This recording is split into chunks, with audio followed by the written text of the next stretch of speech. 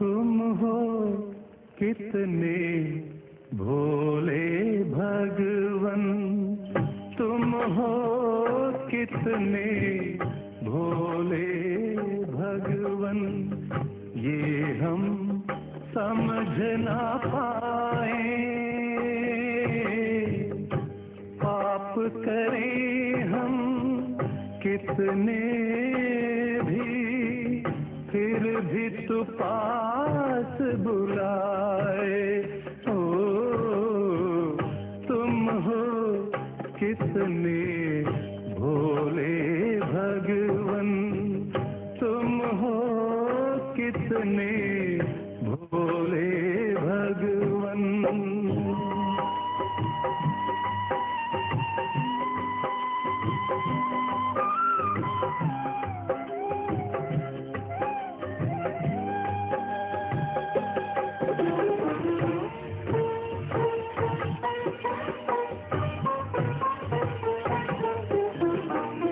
सदियों से तू बदले चोले, हर नए रूप में तू समझाए। सदियों से तू बदले चोले, हर नए रूप में तू समझाए। पर हम समझे रूप न तेरा, रूप न तेरा, रूप न तेरा।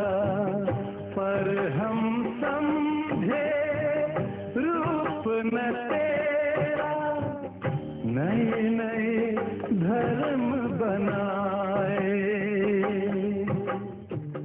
कहते तो है तुझको विधाता, कहते तो है तुझको विधाता, पर विधि अपनी चलाए। पाप करें हम कितने भी, फिर भी तू पास बुलाए। ओ तुम हो कितने भोले भगवन।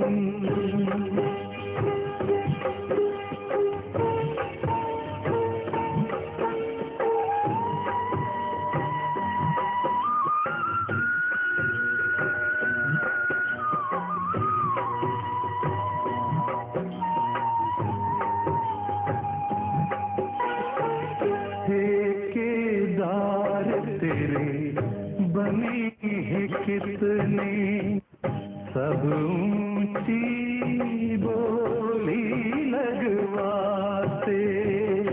अपने ही मतलब की खातिर पत्थर में तुझको बिकवाते। प्यार तो तेरा समझे नहीं हम, प्यार तो तेरा समझे नहीं हम। पूजा ही कर पाए, पाप करें हम कितने भी, फिर भी तू पास बुलाए। तुम हो कितने भोले भगवन, ये हम समझ ना पाए। पाप करें हम कितने भी, फिर भी तू पास बुलाए। ओ तुम हो कितने भोले भगवन, तुम हो कितने भोले भगवन।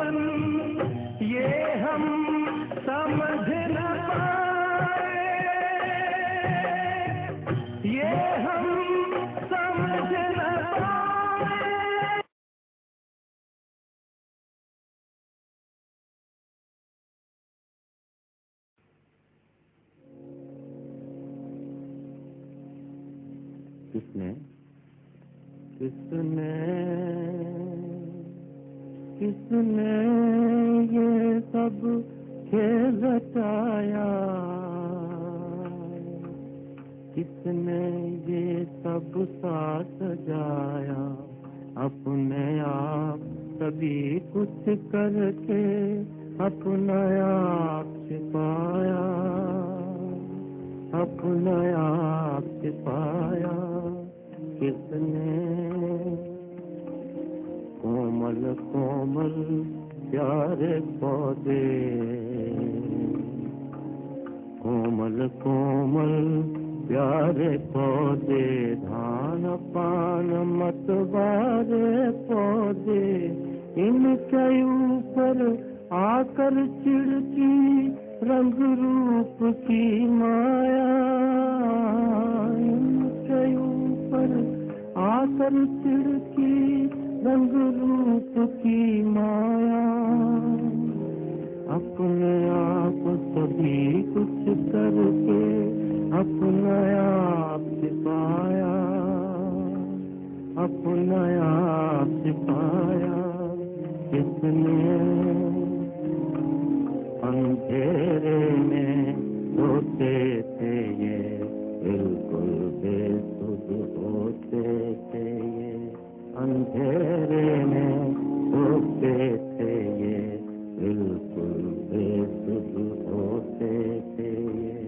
नींदपुरी के मधुमातों को नीचे आन जगाया, नींदपुरी के मधुमातों को नीचे आन जगाया, अपने आप सभी कुछ करके अपना आप छिपाया, अपना आप छिपाया किसने। हरा भरा गुलजार खिला है, सरसों का संसार खिला है,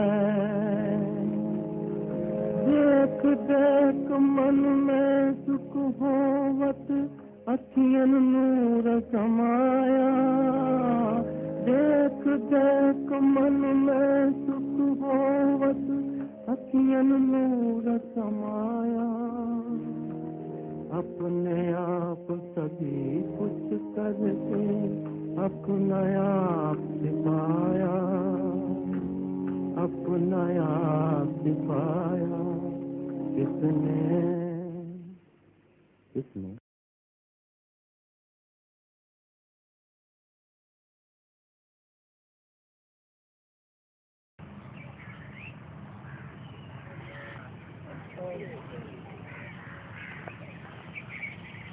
आज है 23 जुलाई सन 65 का प्रातः काल। रिकॉर्ड चला है किसने ये सब खेल रचाया। ओम शांति। तुम बच्चे समझते हो हम अभी ईश्वरीय संतान व संप्रदाय है, अभी ईश्वरीय संप्रदाय है और पहले आसुरी संप्रदाय थे। अभी हमको ईश्वरीय मत मिलती है। आसुरी संप्रदाय से ईश्वरीय संप्रदाय में क्या फर्क बताया। पहले हमको असुरों की मत मिलती थी और अभी हमको ईश्वर की मत मिलती है। क्या मत मिलती है। पतितों को पावन बनाना है। अब हरेक अपनी दिल से पूछते रहें, जबकि हम पतित पावन बाप की संतान हैं, तो अभी हम बाप का धंधा करते हैं व नहीं करते हैं। बाप का धंधा क्या है। पतितों को पावन बनाना। तो हम पावन बनाने का धंधा करते हैं या पतित बनाने का धंधा करते हैं। पूछा, अपने दिल से पूछो। अपने अंदर से तो पूछना पड़ता है ना कि हमारी दिल क्या कहती है, क्या करती है। दिल के अंदर बात चलती है ना। तो पूछो, दुनिया में तो बाप का धंधा अलग और बच्चे का धंधा अलग होता है, और यहाँ बाप का भी धंधा वही है और बच्चों का भी धंधा वही है। धंधे तो अनेक प्रकार के होते हैं। दुनिया में तो बाप का धंधा अलग है और दुनिया में अनेक मतें अलग। बाप की मत अलग है तो बच्चे की मत अलग। यहाँ तो है ये ईश्वरीय मत। तुम बाप को जानते हो, दुनिया बाप को नहीं जानती है। दुनिया सिर्फ गाती है और तुम जानते हो। दुनिया सिर्फ गीत गाती है भगवान के, और तुम जानते भी हो। वो जानती नहीं है कि कैसे पतित पावन बाप आए कर पावन बनाते। क्या दुनिया नहीं जानती? अच्छा, तब ब्रह्मा कुमार कुमारी जानते हैं क्या कि पतित पावन बाप आए कर पावन बनाते हैं? वो क्या समझते हैं? अच्छा, बीके वाले क्या समझते हैं? वो समझते हैं कि बाप आता है, ज्ञान सुनाकर ब्रह्मा के तन में चला जाता है, और बाद में हम जो ज्ञान सुनने वाले हैं वो पतितों को पावन बनाते हैं। बाप कहते हैं नहीं, पतित पावन बाप खुद आकर पावन बनाते हैं। ऐसे थोड़े ही कहते हैं कि हे पतित पावन आओ, ज्ञान सुनाकर चले जाओ। क्या कहते हैं? हे पतित पावन आओ और हम पतितों को आकर पावन बनाओ। मना, पतितों को पावन बनाने के लिए उसको आना पड़े, ज्ञान सुनाने के लिए नहीं आता है। काहे के लिए आता है? पतितों को पावन बनाने के लिए आता है। बच्चे जानते हो, पतित पावन बाप हमको पावन बनाए, पावन स्वर्ग का मालिक बनाए रहे हैं। क्या स्वर्ग का मालिक भी बनाए रहे हैं? माना वापस चले नहीं गए हैं। यहाँ तुम्हारी है ही एक मत, और उन मनुष्य गुरुओं की है अनेक मत। श्रेष्ठ मत बाप ही आकर देते हैं। जो अपन को ईश्वरीय औलाद निश्चय करते हैं उनको अपनी दिल से पूछना है। जो निश्चय ही नहीं करते हैं उनसे तो ये धंधा हो ही नहीं सकता। जो बाप के बने ही नहीं है तो वो धंधा कर नहीं सकते। कौन सा धंधा? पतितों को पावन बनाने का धंधा कर ही नहीं सकते। वो सीख भी नहीं सकते और दूसरों को सिखा भी नहीं सकते। बच्चे समझते हैं हमारी अहम ऑब्जेक्ट ये है पावन बनना। हमारे जीवन का लक्ष्य क्या है? मनुष्य से देवता। पावन देवताएं होते हैं, मनुष्य पतित होते हैं। चित्र भी सामने रखे, आसुरी नर से नारायण और आसुरी नारी से लक्ष्मी बनना। क्या कहा है? क्या लक्ष्य दिया? हम असुर नर, और हमको बाप क्या बनाते हैं? असुर नर को नारायण जैसा बनाते हैं, और नारी कैसी? आसुरी। आसुरी नारी को, राक्षसी नारी को क्या बनाते हैं? लक्ष्मी जैसा पावन बनाते हैं। लक्ष्मी नारायण के डिनास्टी के हम बने। अभी तक असुरों की डिनास्टी के थे तो कर्म भी कैसे करते? आसुरी। और जब नारायण की डिनास्टी के बने तो हमारे कर्म भी देवताओं जैसे कर्म होने चाहिए। बाबा आया है हमको पवित्र बनाने है। कोई मनुष्य अभी तक 63 जन्म में हमको पवित्र नहीं बना सके। अभी बाबा आया हुआ है तो अपन को देखना है कि हम बाप का कर्तव्य कर रहे हैं या नहीं कर रहे हैं। अपने दिल से पूछना है। हमारी दिल के अंदर विचित्र तो नहीं पैदा होती है। अगर विकारी वासना के प्रति विचित्र पैदा होती है तो हम भी अभी क्या है, असुर है। अगर विचित्र नहीं पैदा होती है, हमारे वाइब्रेशन में, हमारी वाचा में, हमारी दृष्टि में ईश्वरीय वाइब्रेशन भरे हुए हैं कि हमारा बाप का धंधा वही हमको अपना धंधा बनाना है, पतितों को पावन बनाने में सहयोगी बनना है, तो ये अपने को पूछना पड़ेगा। बाप ने क्या किया? बाप ने ये हॉस्पिटल अथवा यूनिवर्सिटी खोली। बच्चों का भी यही काम है क्या? अपने घर में ये हॉस्पिटल, रूहानी हॉस्पिटल अथवा रूहानी यूनिवर्सिटी खोले। फिर धीरे धीरे मकान बनते गए। जैसे बाप ने खोली तो बच्चों को भी छोटी सी जगह हो उसी में शुरू कर देना चाहिए। बच्चों का भी ये काम है। शुरू में जब बाबा आया, मकान तो बहुत छोटा था। कितना छोटा था? मम्मा के कमरे से भी छोटा कमरा था। क्या? जो माउंट आबू में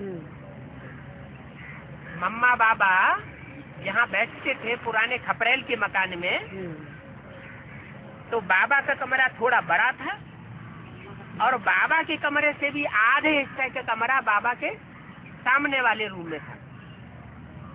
तो उस छोटे से कमरे में यूनिवर्सिटी खोली इतनी बड़ी। बच्चों का भी यही काम है। उस छोटे कमरे में ही परमपिता परमात्मा ने आकर हॉस्पिटल, यूनिवर्सिटी खोली। फिर धीरे धीरे मकान बनते गए। पहले तो एक छोटी गली में मकान था, तो बच्चों को भी यही कर्तव्य है। छोटे छोटे मकान में भी ये हॉस्पिटल अथवा यूनिवर्सिटी खोल सकते हैं। क्या? किसी के पास छोटा कमरा है तो छोटे कमरे में भी, झोपड़ी में भी मकान वो नहीं हो बड़ा तो भी उसमें यूनिवर्सिटी खोल सकते हैं। फिर शिक्षा देनी पड़ेगी। पढ़ा लिखा ही यूनिवर्सिटी खोलेगा। अनाड़ी भी खोल सकते हैं। खोल करके फिर जो पढ़ने पढ़ाने जानते हैं उनको दे देंगे। जो पढ़ना पढ़ाना जानते होंगे उनको कहेंगे तुम प्रिंसिपल बन के चलाओ। इससे बहुतों का कल्याण हो जाएगा। बाप भी कहते हैं तुम ब्राह्मणों का ये धंधा है पतितों को पावन बनाना। कोई पतित काम नहीं करना चाहिए। क्या? तो उल्टा बुद्धि में आ जाए। क्या बुद्धि में आ जाए? कि बाप का धंधा है वो हमारा भी यही धंधा है। हम भी पतितों को पावन बना दें और उसका उल्टा अर्थ बुद्धि में घुस जाए। क्यों? क्योंकि शंकर जी को तो विष पीते हुए दिखाते हैं। तो कोई की बुद्धि में आ जाए कि शंकर जी विष पीते हैं, शिव बाबा उनमें प्रवेश करते हैं, तो हम भी यही धंधा करेंगे। कोई पतित काम नहीं करना है। कभी विकार में नहीं जाना। पतित काम किसे कहा जाता है और पावन काम किसे कहा जाता है? पतित और पावन दो अक्षर है ना। पतित माना नीचे गिरा हुआ और पावन माना ऊंचा उठा हुआ। चाहे शक्ति से पतित हो जाए, चाहे दृष्टि से पतित हो जाए, चाहे वाइब्रेशन से पतित हो जाए, तो उसको पतित कहा जाएगा। पावन उसे कहा जाएगा जो न दृष्टि से जिसका पतन होता हो, न वृत्ति से पतन होता हो और न शरीर की शक्ति उसकी क्षीण होती हो। उसको कहते हैं पावन। आप कहते हैं कभी भी बेकार में नहीं जाना। और समझाया, कार्य करो लेकिन क्या न करो, विपरीत कार्य न करो। कार्य करो और विपरीत कार्य न करो। विपरीत कार्य माना विकार। क्या कार्य करो? ऐसा कार्य करो जिससे अपना भी सुखाला मन तन धन बने और दूसरी भी आत्माएं सुख महसूस करे। उसको कहते हैं कार्य। और जिससे दूसरों को दुख हो उसको कहते हैं विकार। किसको कहना कि पवित्र बनो, ये तो बहुत अच्छी बात है। पवित्र बनने के लिए किसी को शिक्षा देना ये बहुत अच्छी बात है। समझाया जाता है पवित्र के आगे अपवित्र लोग माथा टेकते हैं। क्यों अच्छी बात है? जो पवित्र देवताएं होते हैं उन पवित्र देवताओं की मूर्तियों के आगे मनुष्य जाकर माथा टेकते हैं। क्यों माथा टेकते हैं? क्योंकि माथा टेकने वाले अपवित्र हैं और जिनके सामने माथा टेका जाता है वो पवित्र है। अच्छा, ये तो दुनिया की बात होगी। ये बात ब्राह्मणों की दुनिया में भी लागू होती होगी या नहीं होती होगी? ब्राह्मणों की दुनिया में भी ये बात लागू होती है। जो जो आत्माएं पवित्र बनती जाएंगी ब्राह्मणों की दुनिया में, उनकी ये निशानी होगी क्या कि जो पतित होंगे वो उसके दर पर आकर माथा टेकेंगे। पावन को माथा टेकने की दरकार नहीं है। दर दर भटकने की दरकार नहीं है। पहले पहले जब भक्ति मार्ग शुरू हुआ तब सन्यासी नहीं थे। द्वापर युग के शुरुआत में महात्मा बुद्ध के आने से पहले सन्यासी नहीं थे। वो तो बाद में आए हैं। महात्मा बुद्ध के भी बाद में आए हैं। उस समय सन्यासी कोई ज्ञान नहीं देते थे।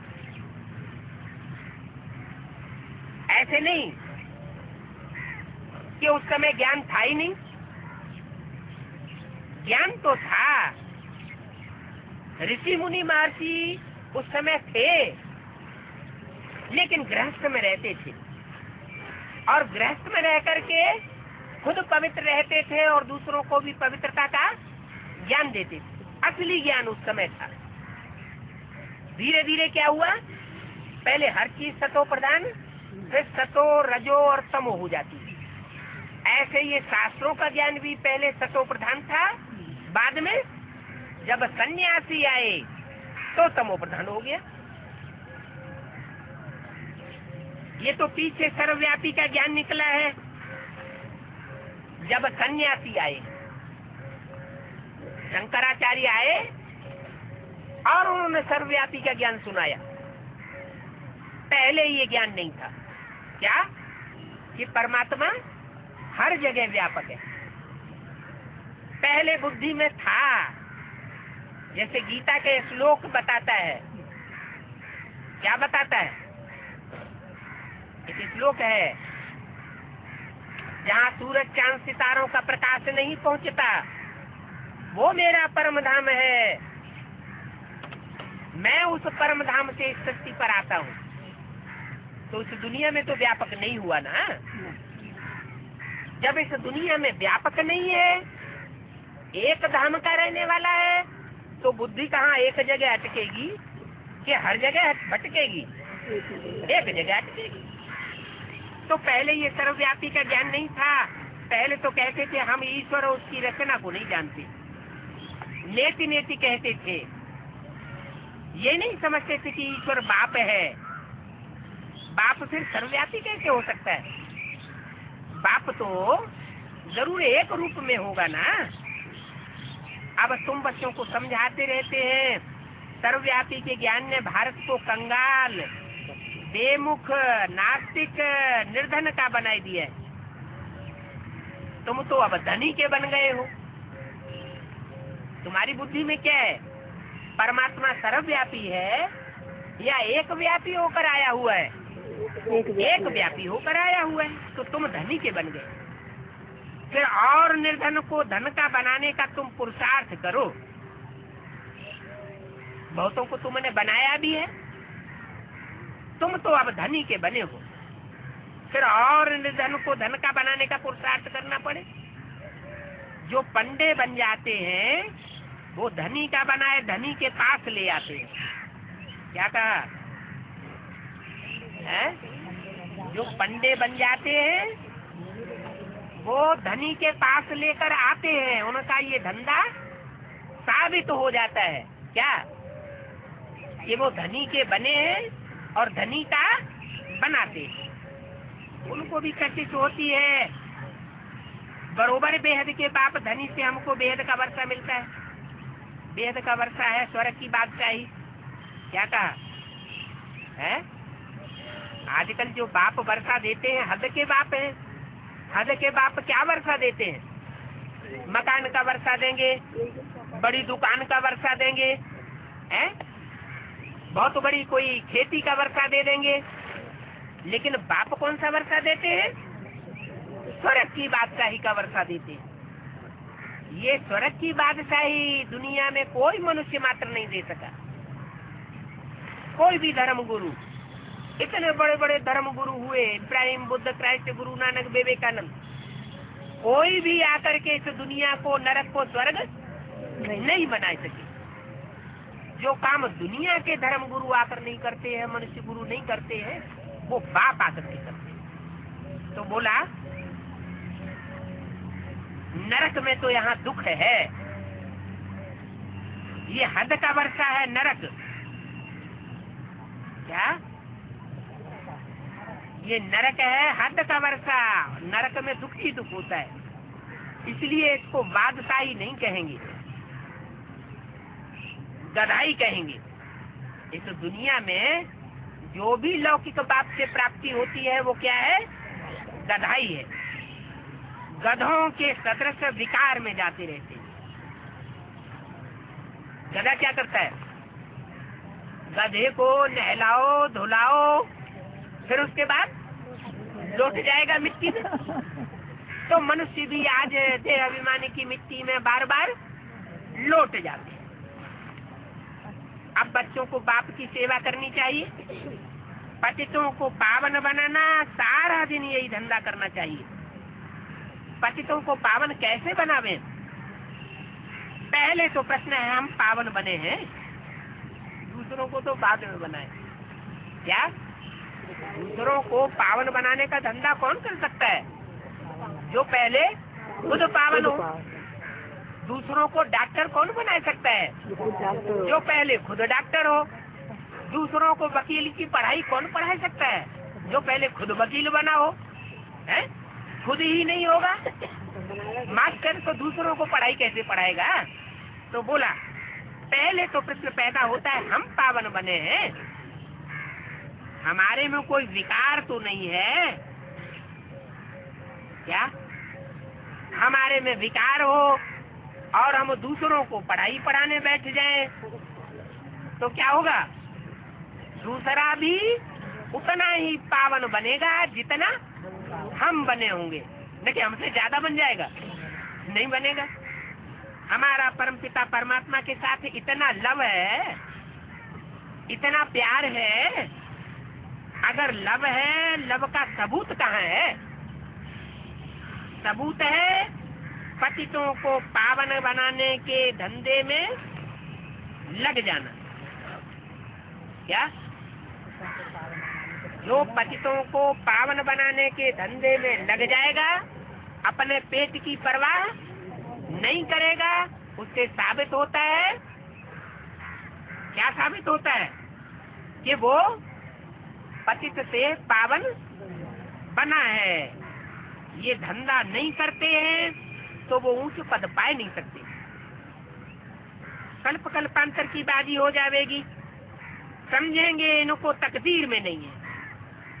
ईश्वर को पाया भी, फिर भी ये धंधा नहीं सीखे तो उनकी तकदीर ही खोटी है। मनुष्यों को कौड़ी से हीरा बनाने का पुरुषार्थ करना है। क्या पुरुषार्थ करना है? आज के मनुष्य कौड़ी मिसल बन पड़े हैं? कौड़ी होती है ना, जैसे कौड़ी में अंधेरा होता है, ऐसे मनुष्य की बुद्धि में कौड़ी मिसल अंधेरा ही अंधेरा है। कौड़ी बुद्धि में याद आती है तो जीवन जैसे कौड़ी मिसल बन गया। ऐसे कौड़ी मिसल मनुष्यों को तुम हीरे जैसा चमकीला बनाते हो। उनकी बुद्धि कैसी बन जाती है? हीरे की तरह ज्ञान की चमक मारने वाली बन जाती है। बाबा मम्मा भी वही पुरुषार्थ करते हैं। मम्मा का भल शरीर नहीं है। दादा, ये वाणी कौन से सन की है? 65 की। 2 महीने हो गए मम्मा को शरीर छोड़े हैं, तो बोला भले मम्मा का शरीर नहीं है तो भी मम्मा पुरुषार्थ करती रहती है। अरे शरीर नहीं है तो पुरुषार्थ कैसे करती? जरूर कोई में प्रवेश करके पुरुषार्थ करती है, सर्विस पर जाती है, बच्चों के तन में विराजमान हो, पतितों को पावन होने का रास्ता बताती है। कई बच्चे मम्मा मम्मा कह के आंसू बहाते। पहले तो अपन को देखना चाहिए हम मम्मा जैसी सर्विस करते हैं। अगर नहीं करते हैं तो दिल पर चढ़ नहीं सकते। इसके दिल पर नहीं चढ़ सकते, बाप के दिल पर, मम्मा के दिल पर चढ़ नहीं सकते। कोई तो मोह के बस जीते हुए रहते हैं। बाप से तो एक रस मोह होना चाहिए कि कमती जाती होते रहना चाहिए। एक रस मोह होना चाहिए।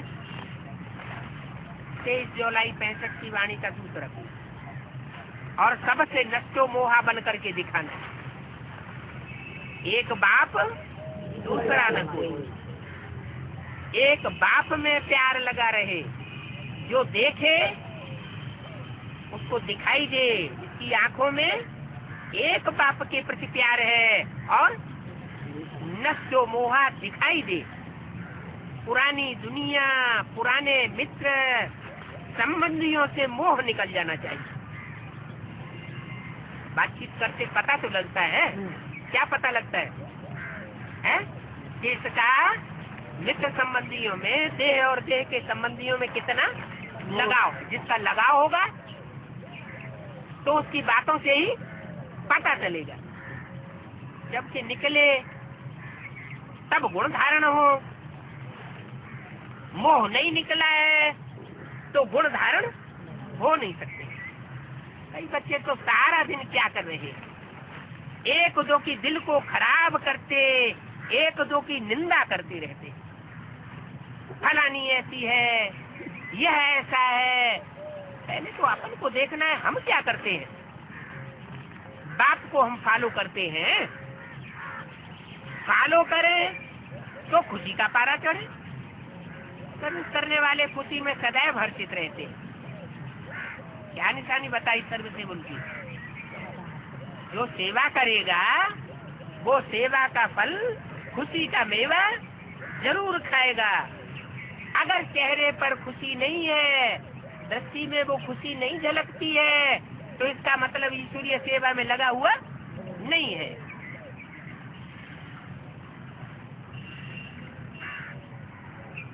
नाम तो निकलता है ना सर्विसेबल का। जैसे देखो राम प्यारी है गुड़गांव वाली, क्या नाम दिया? राम प्यारी है गुड़गांव वाली। बुढ़ियों की सर्विस करके उन्हों को ले आती है। किसकी सर्विस करके ले आती है? बुढ़ियों की सर्विस। वहाँ तो स्कूल में नाम था जब बाबा ने वाणी चलाई। क्या नाम था? राम प्यारी नाम था। जैसे दुनिया में नाम होते हैं ना, है? जलकी न बुंदो नाम है बंसीधरा, है? वो बंसी न पुंगो नाम है बंसीधरा, जलकी न बुंदो नाम है गंगाधरा। तो ऐसे ऐसे कलयुग में नाम रख देते, तो वहाँ नाम रख दिया राम प्यारी। और राम प्यारी सेवा करके किसके सामने लाती थी? दादा लेकर आज ब्रह्मा के सामने लाती थी। तो कृष्ण प्यारी हुई या राम प्यारी हुई? राम प्यारी हुई। तो वास्तव में वहाँ की राम प्यारी की बात नहीं थी क्या? यहाँ असली अर्थों में कोई है राम की प्यारी क्या? राम की प्यारी का धंधा क्या होगा? है और है गुड़गांव वाली। कैसा गांव है? गुड़। गुड़ में क्या होता है? मिठास होता है। उसके गांव में मिठास भरा हुआ है। तो बोला गुड़गांव की राम प्यारी है, बुढ़ियों की सर्विस पर निकल कर उन्हों को ले आती है, बाप के दिल पर चढ़ी हुई है क्या? क्यों हमजिन्स है? बाप की हमजिन्स भी है और बाप के दिल पर चढ़ी हुई है। क्यों? क्योंकि वो बाप का धंधा, वो बच्ची का धंधा। खुद भी बुढ़िया है तो सर्विस भी बुढ़ियों की करके लाती है। कितनी सादी सूदी रहती है क्या? बहुत सादा रहती है। बाबा के पास तो ऐसे भी बच्चे हैं जो फुल वाइल की साड़ी पहनते हैं, सरेंडर बाबा के यज्ञ में अर्पण हो गए। लेकिन उन्हें साड़ी कैसी चाहिए? फुल वाइल की। वाइल की साड़ी पहनते हैं तो बस वो ही उनको खुशी चढ़ी रहती है। हमारी साड़ी तो बहुत अच्छी है। बताओ ऐसे ईश्वरीय संतान कैसे कहला सकते? बाप कहते हैं तुमको तो वनवास में रहना है क्या? जो भी बच्चे बाप के बन गए या जिन्होंने दिल के अंदर ठान ली, क्या ठान ली कि हमें तो बाप का धंधा करना है और सब धंधों में है नुकसान सिवाय एक ईश्वरीय धंधे की, तो उनको तो अपन को वनवास में समझना है। कि जैसे राम सीता को वनवास हुआ था, है? असुरों का कल्याण करने के लिए निकले थे ना। असुरों का भी कल्याण हुआ तो दुनिया का भी कल्याण हुआ। तो उनको कहेंगे ईश्वरीय संतान। 8 चकत्तियों वाला कपड़ा पहनना है। एक दो भी नहीं। क्या कहा है? अगर कपड़ा फट जाए तो क्या करना है? सिलाई करते जाओ। उसमें चकत्ती लगाते जाओ। है? किसी से मांगने की दरकार नहीं है। मांगने से मरना भला। ऐसा समय भी आवेगा। क्या कहा? अभी तो पहन लो बाइल की साड़ी। ऐसा भी समय आने वाला है कि एटम बम बन चुके हैं। जब एटम बम फटेंगे, अकाल पड़ेगा, तो पानी की बूंद मुंह में नहीं जाएगी लोगों के, हैं? अब कपड़े के कारखाने तो सारे बंद हो जाएंगे। तो ऐसा समय भी आना है। ऐसा समय जो 8 चकत्तियों का कपड़ा पहनना पड़ेगा। ऐसे तकलीफ भी होगी, जो टूटा फूटा कपड़ा भी बहुत मुश्किल से मिलेगा। क्या? तन ढकने के लिए टूटा फूटा कपड़ा भी बहुत मुश्किल से मिलेगा पहनने के लिए। इसलिए सब चीजों से पहले से ही ममत्व मिटाए देना है। क्या? हाँ, नहीं तो अंत मते दो गते हो जाएगी। जो भी आसुरी मित्र संबंधी हैं, सबसे बुद्धियों को हटाना। अगर मित्र संबंधी ज्ञान में नहीं चल रहे हैं, जो ईश्वर बाप आया हुआ है उसके बच्चे नहीं बने हैं, संदेश मिलता है तो भी एक कान से सुनकर के दूसरे कान से निकाल देते हैं, तो उन मित्र संबंधियों से बुद्धि योग हटा लो। अपनी चढ़ती कला है, उसमें भी सबूत चाहिए। जो पंडे बनकर आते हैं वो ही सबूत देते हैं। क्या कहा? अगर पंडे बनकर के सबूत नहीं देते, दूसरों को ज्ञान सुना करके बाप के सामने नहीं लाते हैं, तो उनका सबूत पक्का नहीं माना जाए। तो सर्विस लायक बनना है, ऐसे नहीं जो और ही डिसर्विस करते रहे। क्या डिसर्विस करें? क्या बोला? बोला कि कोई तो ऐसे है जो भगाए देवे, क्या, और कोई ऐसे है जो थमाए देवे।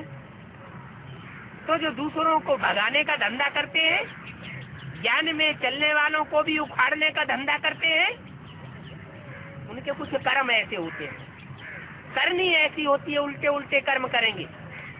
दूसरों को कहेंगे पतितों को पावन बनाओ, क्या, और खुद अपने बच्चों की शादियां कराते रहेंगे।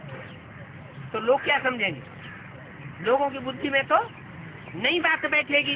तो डिसर्विस हुई ना, लून पानी हो, आपस में झगड़ते रहते। डिसर्विस करने वालों का पद भी भ्रष्ट हो जाता है। बाप के बने, ईश्वरीय सेवा नहीं की और दूसरों की डिसर्विस की, तो उनका पद नीचा होता रहेगा। मनुष्य में कितने लून पानी बनते रहते हैं, बात मत कीजिए। तुम्हारा तो धंधा है मनुष्यों को बहुत मीठा बनाना। कोई ऐसे लून पानी बनाने वाले मिल पड़ते हैं तो कहते हैं भाभी, इसको मिल पड़ते हैं। बाप दादा के यज्ञ में कोई ऐसे भी सरेंडर हो जाते हैं जिनका सिवाय लून पानी बनने के और कोई दूसरा धंधा होता ही नहीं। सुबह से लेकर के शाम तक लड़ाई झगड़ा। तो बाप समझते, बाप अंदर से समझते हैं ये भी ड्रामा की भाभी है, ये भी हमको सहन करना पड़े। है? अच्छा, सुप्रीम सोल बाप भी सहन करता है क्या? उसको सहन करना पड़े? नहीं, वो जिसमें आता है, जिसमें प्रवेश करता है, उसको सहन करना पड़े। उसको क्यों सहन करना पड़े? जब भगवान उसमें आया हुआ है तो क्यों सहन करना पड़े? इसलिए सहन करना पड़े कि जो भगवान निराकार शिव ज्योति बिंदु है, वो तो जन्म मरण के चक्र में आता ही नहीं है। हाँ, वो जिसमें प्रवेश करता है वो जन्म मरण के चक्र में आता है। तो जो जन्म मरण के चक्र में आता है, उसने पूर्व जन्म में किसी को तंग दुखी परेशान किया होगा। तो पूर्व जन्म में किया है तो इस जन्म में तुम उनको बदले में मिला। तो सहन करना है हमको, फिर भी प्यार से नमक को चेंज करके मीठा बनाना है। क्या कहा है? क्या करना है? क्या सोचना है? अगर हम नमकीन स्थान में जन्म लिया है, वहाँ सब नमकीन नमकीन है, खारी है, उनकी वाचा ही बड़ी खारी है। नमकीन कहाँ का प्रसिद्ध है? सागर में तो कोई बसाहट ही नहीं होती है। भारत में नमकीन प्रसिद्ध है गुजरात का, और भारत में नमकीन प्रसिद्ध है फर्रुखाबाद का।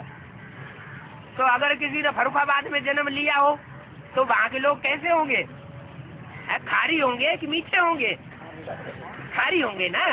तो बोला कि यहाँ तो कोई ऐसे भी आ जाते हैं, ऐसे भी मिल पड़ते हैं जो लून पानी होते रहते हैं। तो समझना चाहिए कि हमको ये लून पानी का जो देश मिला है और व्यक्ति मिले हैं, तो हमने इनको तंग दुखी पूर्व जन्म में किया होगा, इसलिए ये हमको कर रहे हैं।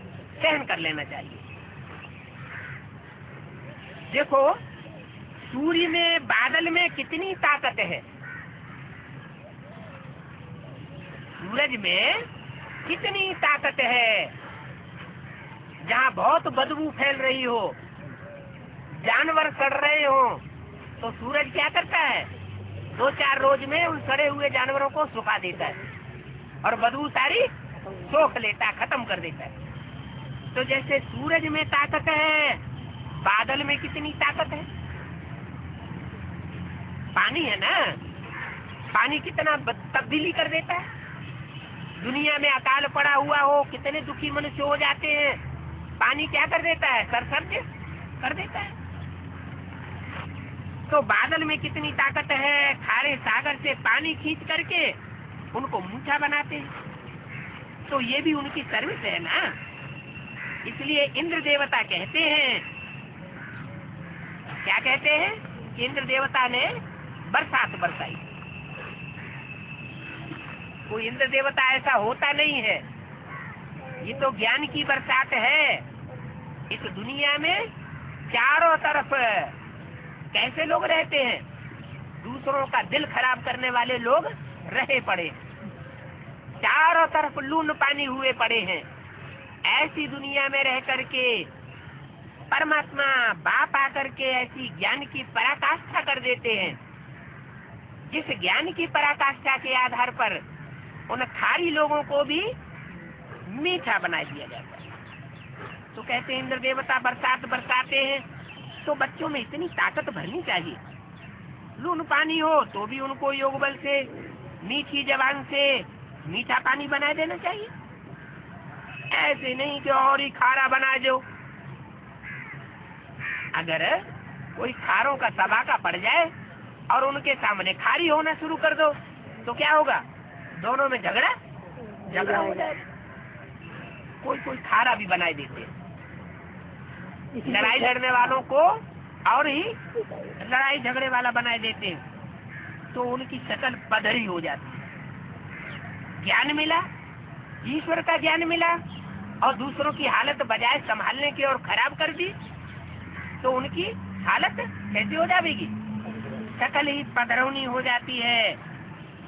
खारे की शकल सांवरी और मीठे की शकल गोरी होगी।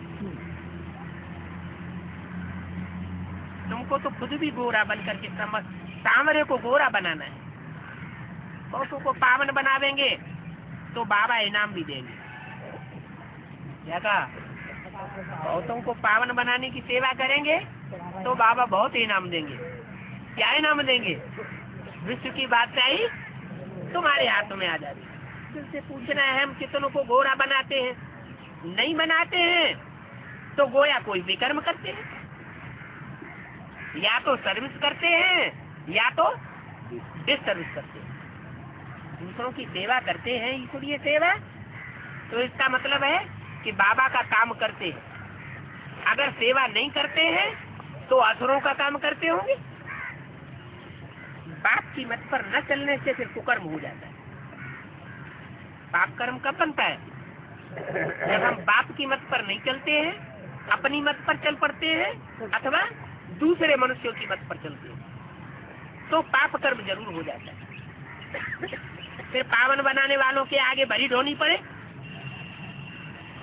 इनको जो ज्ञान में आने के बाद भी पाप कर्म करते रहे, दूसरों की मत पर चलते रहे अथवा मनमत पर चलते रहे, पापी बनते रहे, तो क्या अंजाम होगा। जो पावन बनाने वाले हैं, दूसरों की सेवा करने वाले हैं, उनके सामने जन्म जन्मांतर उनको बोझ ढोना पड़ेगा। मजदूर क्या करते हैं, मजदूर वो बोझा ढोते हैं, और इंजीनियर क्या करता है?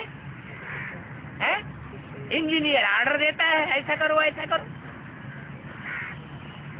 इंजीनियर से भी मालिक ऊपर होता है, जो मकान बनवाने वाला होता है, वो इंजीनियर को भी ऑर्डर देता है कि मकान का नक्शा तैयार करो। तो ये सारा सर्विस पर मदार है। जिनमें ताकत है वो तो कहेंगे बाबा भला हमको कहाँ भी भेज दो। जिनमें शक्ति होगी वो ये कभी नहीं कहेंगे कि बाबा हमको यहाँ नहीं जाना है, वहाँ नहीं जाना है, यहाँ सर्दी है, वहाँ गर्मी है, वहाँ हमको कौन देखेगा। जो पावरफुल आत्माएं होंगी तो बाबा कहीं भी उनको भेज दें तो क्या करेंगी, वही परिवर्तन करके दिखाएंगी। क्या करेंगी, उनको अफ्रीका के हवसियों के बीच में डाल दिया जाए तो वहाँ भी बाग बना करके दिखा देंगी, बढ़िया बगीचा बनाएंगी। तो जिनमें ताकत है वो कहेंगे बाबा हमको बल कहाँ भी भेज दो। इस तरह अस्पताल तो बहुत खुल सकते हैं, परंतु डॉक्टर भी अच्छा होना चाहिए। हॉस्पिटल बहुत बड़ा बना दिया जाए और उसमें डॉक्टर अच्छे न हो तो कोई को भी सफा मिलेगी नहीं। कोई चरिए खरिए डॉक्टर तो कोई को उल्टी सुल्टी दवाएं दे करके मार भी डालते हैं। तो यहाँ ऐसा चरिया खरिया डॉक्टर नहीं बनना है जो कोई अच्छी खासी आत्मा को उल्टा ज्ञान सुना करके उनका डब्बा गोल कर दे। यहाँ तो ईश्वरीय दरबार है, सबका खाता बाप के पास है। वह तो अंतर्यामी है ना। कौन? जो सुप्रीम सोल बाप है वो तो अंतर्यामी है ना। वो अंतर्यामी है। और बहिर्यामी कौन है? जिसमें प्रवेश करता है वो बहिर्यामी है। वो बाहर से समझता है, पहचानता है, आंखों से देख करके, बातचीत करके, वाइब्रेशन से वो पहचानता है, चलन से वो पहचान लेता है कि ये कैसा है। और सुप्रीम सोल बाप शिव तो सबके अंदर की जानता है। अभी बच्चों के अंदर को बाप जानते हैं। ये है बाहरयामी। कौन? जिसमें वो निराकार प्रवेश करता है वो है बाहरयामी। निराकार कौन? शिव ज्योति बिंदु, जिसका बड़ा आकार शिवलिंग बनाया जाता है मंदिरों में। जैसे हम आत्मा बिंदी निशानी लगाते हैं ना बिंदी की, तो जैसे हम आत्मा बिंदी है, बिंदी की रोशनी इन आंखों से निकलती है, ऐसे ही हम आत्माओं का बाप परमात्मा शिव भी ज्योति बिंदु है। वो बिंदु का बड़ा आकार ऋषियों महर्षियों ने क्या बना दिया? बड़ा शिवलिंग बना दिया पूजा करने की सुविधा की। बाकी इतना बड़ा है नहीं। तो बोला है वो निराकार ज्योति बिंदु शिव जिसमें प्रवेश करता है वो है बहिर्यामी और शिव है अंतर्यामी। यह भी और को पावन बनाने का पुरुषार्थ करते हैं। बाबा कितना रहम दिल है। अकेला तो नहीं करेंगे, जरूर कोई से करावेंगे। बाबा अकेला चला थोड़ी ही भाड़ फोड़ सकता है, जरूर कोई से करावेंगे। तुम बच्चों से कराते रहते हैं। जो पावन ना बनते हैं वो फिर सजाएं भोग कर अपने अपने सेक्शन में चले जाते। क्या कहा? शिव भगवान आया हुआ है पतितों को पावन बनाने, ज्ञान सुना रहा है पतितों को पावन बनाने के लिए, और ज्ञान सुनते हुए भी उस ज्ञान का कोई मिसयूज करे, उल्टा उठावे, डिससर्विस करे, तो रिजल्ट क्या होगा? वो दूसरे धर्म में कन्वर्ट हो जाएगा, दूसरे धर्म में चला जाएगा, स्वर्ग का मुंह नहीं देख सकेगा।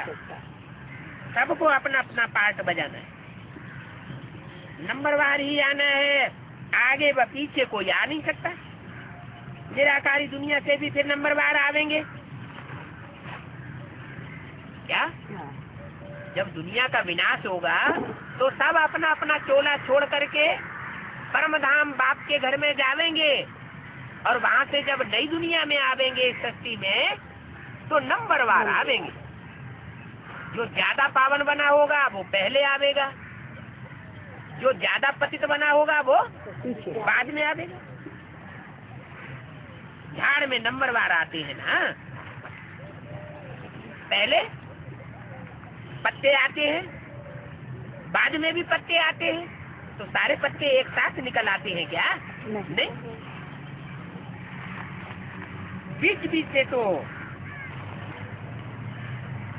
वही निकल आवेंगे। जैसा झाड़ है वैसा ही फिर बनेगा, उसमें फर्क नहीं पड़ सकता। अभी झाड़ बिगड़ा हुआ है। कौन सा झाड़? ये मनुष्य सृष्टि का जो झाड़ है वो बिगड़ा हुआ है, अभी सुधरा हुआ झाड़ नहीं है। कोई किस धर्म में कन्वर्ट हो गए, क्योंकि हिंदू ही दूसरे धर्म में कन्वर्ट होते रहे। तो कन्वर्ट होते होते भारत की हालत खराब हो गई। अभी हाँ भारत पूरा ही पतित बन गया। हर एक नेशनलिटी की संख्या कितनी है कोई समझ नहीं सकता। सबकी रस्म रिवाज अपनी अपनी है। तुम जानते हो जैसे सभी मूल वतन में थे नंबरवार, उसी अनुसार ही हिसाब किताब चुप कर वहां जाए सबको रहना। ऊपर में निराकार आत्माओं का झाड़ होगा। क्या परम धाम में कोई साकारी शरीर नहीं जावेंगे, वहाँ निराकारी आत्माओं का झाड़ होगा। कितना स्पेस लेते होंगे वो निराकारी आत्माओं का झाड़, कितनी जगह घेरता होगा, बहुत थोड़ी। जैसे पोलार आकाश तत्व तो बहुत बड़ा है और मनुष्य कितनी थोड़ी स्पेस में रहते हैं। ये आकाश जो है ना, इस आकाश में सूरज भी है, चांद भी है, सितारे भी हैं, बड़े बड़े ग्रह नक्षत्र हैं, लेकिन मनुष्यों की जो बसात है वो पृथ्वी पर ही है। तो इतनी बड़ी आकाश के अंदर इतने बड़े ग्रह उपग्रहों की दुनिया, नक्षत्रों की दुनिया देखने में आती है, लेकिन मनुष्य पृथ्वी पर बहुत थोड़े हिस्से में रहते हैं। पृथ्वी में भी 3 हिस्सा तो पानी पानी है, सागर है, और 1/4 जमीन है, उसमें मनुष्य रहते हैं।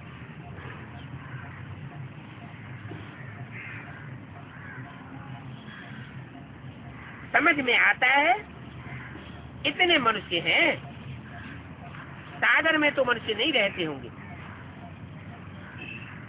सागर के इस किनारे धरती पर मनुष्य रहते हैं। सागर का अंत कोई पा न सके। सागर की गहराई कितनी है वो आज तक किसी ने नाप नहीं पाई है। यहाँ कौन सा सागर है? यहाँ ज्ञान सागर है। कोई ज्ञान सागर की आए खुदाई करने लगे, देखे ये कितने गहरे पानी तक है, तो कोई पहचान ही नहीं सकता कि सागर कितना गहरा है। वैसे आकाश का भी अंत नहीं ले सकेंगे, न आकाश का अंत और न सागर का अंत। इम्पॉसिबल है। ऊपर जाने की कोशिश तो करते हैं। 23 जुलाई सन 65 की वाणी का तीसरा। ऊपर जाने की कोशिश करते हैं, आखिर समझते हैं कि अनाज खूट पड़ेगा, क्योंकि दुनिया में मनुष्यों की आबादी बढ़ती जा रही है। भूख मरेंगे तो इंतजाम तो कुछ करना पड़े। तो रॉकेट लेकर के ऊपर जाते हैं दूसरे ग्रह उपग्रह में कि देखें कहीं जमीन मिल जाए। अब ऊपर जाने के लिए भी अनाज तो साथ में लेना पड़े ना, खाने पीने का सामान तो लेना पड़े। अनाज खूट पड़े, भूख मरेंगे तो लौट आते। अंत निकालने जाते हैं आकाश का, सागर का, परंतु बेअंत। बाप को बुलाते इसलिए हैं कि आकर हमको पति से पावन बनाओ। ऐसे नहीं कहते हैं कि जाकर के अंत लेवे आकाश का। हम आत्मा ऊपर रहते हैं तो भी स्पेस बहुत थोड़ी लेती है। आकाश तत्व तो बहुत बड़ा है। ऐसे नहीं ईश्वर वहां बैठे ट्रायल करते हैं, देखें आकाश कितना लंबा है। ये ख्याल कब बुद्धि में नहीं आ सकता। उनकी बुद्धि में है ये ड्रामा का ज्ञान। ड्रामा में कैसे आत्माएं पार्ट बजाती है, ये ईश्वर बाप की बुद्धि में है। ऐसे नहीं ये तत्व का पता निकलता होगा, यहाँ से गया और अपनी जगह पर जाकर बैठे, कोशिश कुछ नहीं करता है। बाबा कहते हैं मैं थोड़ी ये कोशिश करता हूँ, ये आकाश तो बेअंत है। अच्छा, इनका अंत पाने से फायदा क्या होगा? सागर का अंत पाने से कोई फायदा होगा? कुछ भी फायदा नहीं होगा। वो मनुष्य तो वैज्ञानिक तो ये समझते हैं कि दूसरे ग्रह उपग्रहों में कोई बसाहट होगी, कोई जीव जंतु रहते होंगे तो हम भी वहां जाकर के रहने लग पड़े, लेकिन दूसरी कोई दुनिया नहीं है सिवाय पृथ्वी के जहाँ जीव जंतु रहते हो। फायदा है ही पतितों को पावन बनाने में। आत्मा निर्वाण धाम से यहाँ आए पार्ट बजाती है, बाप भी आए करके पार्ट बजाते हैं, वो है शांति धाम। वहाँ कोई संकल्प नहीं आता है कि हम ये देखें वो देखें। कहाँ? परम धाम में जब हम आत्माएं विनाश के काल में ये शरीर छोड़ छोड़ करके परम धाम जावेंगी बिंदु बिंदु आत्माएं, तो वहाँ कुछ देखने करने को हमें इच्छा नहीं होगी। यहाँ मनुष्य देखो क्या क्या करते रहते हैं, कितनी मेहनत करते हैं आकाश का अंत लेने की। बच्चे जानते हैं बाकी थोड़ा समय है, लड़ाई लग जाएगी, फिर उन्हों के यह आवाज आदि सब खत्म हो जाएगी, ऊपर में जाना करना ही बंद हो जाएगा। अभी तो बड़े बड़े एरोप्लेन बनाते हैं और ऊपर आकाश में प्लेनेट बनाकर घूमते रहते हैं, लड़ाई लग जाएगी। अभी थोड़ा समय है, ये सब पैसे बर्बाद करके कोई फायदा नहीं है। जो बड़े बड़े प्लेनेट बनाए रहे हैं, दूसरे ग्रह उपग्रह में चंद्रमा में जाते हैं, इनमें पैसा तो खर्च होता है ना, लेकिन ये पैसा खर्च करने से कोई फायदा नहीं है। समझो कोई जाते हैं, क्या भी आकर के बताते हैं, भरोसा तो कुछ नहीं। व्यास ने ही शास्त्रों में कितने गपोड़े बैठ बनाए हैं, ये ऊपर में जाते हैं, पता नहीं क्या आकर के बतावेंगे। फोटो आदि कुछ थोड़े ही निकाल सकते हैं, ये तो सभी अभी विनाश हो जाना है। Waste of time, waste of energy, waste of money, सबका यही हाल है सिवाय तुम बच्चों के। तो भी जो पुरुषार्थ करते रहते हैं कि हम जाए बाप का परिचय देंगे, बाप से वर्षा लेवे। बाप का हाईएस्ट पार्ट भी ड्रामा में है, नई दुनिया के लिए लायक बनाना, ये बाप का पार्ट। अब तो सृष्टि का अंत आ गया है, कितना ये मारते हैं, टाइम वेस्ट करते हैं, फायदा कुछ नहीं। एवरेस्ट की चोटी पर जाकर खड़े हो जाते हैं। हिमालय पहाड़ है, उसमें एक बहुत ऊंची चोटी है, हजारों हजार फीट ऊंची बर्फ की चोटी। उस बर्फ की चोटी पे चढ़ते चले जाते हैं, मारे अहंकार के चोटी पे जाके खड़े हो जाएंगे। बाप कहते इससे कोई फायदा नहीं, कोई फायदा नहीं। मुक्ति, जीवन मुक्ति तो उनको कोई मिल नहीं सकती। मुख्य बात है मुक्ति और जीवन मुक्ति।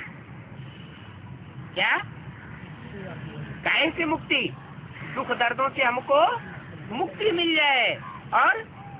और कैसी मुक्ति मिल जाए? जीवन में रहते हुए दुख दर्दों से मुक्ति मिल जाए, हमें दुख अनुभव न हो, सुख अनुभव हो। बाकी तो दुनिया में दुखी दुख है, तुम्हारी बुद्धि अब साइलेंट हो गई। तुम पुरुषार्थ करते हो औरों को भी आप समान बनावे। स्कूल के टीचर्स, प्रिंसिपल को ये समझाओ, बेहद की हिस्ट्री ज्योग्राफी तो तुम सिखलाते नहीं हो।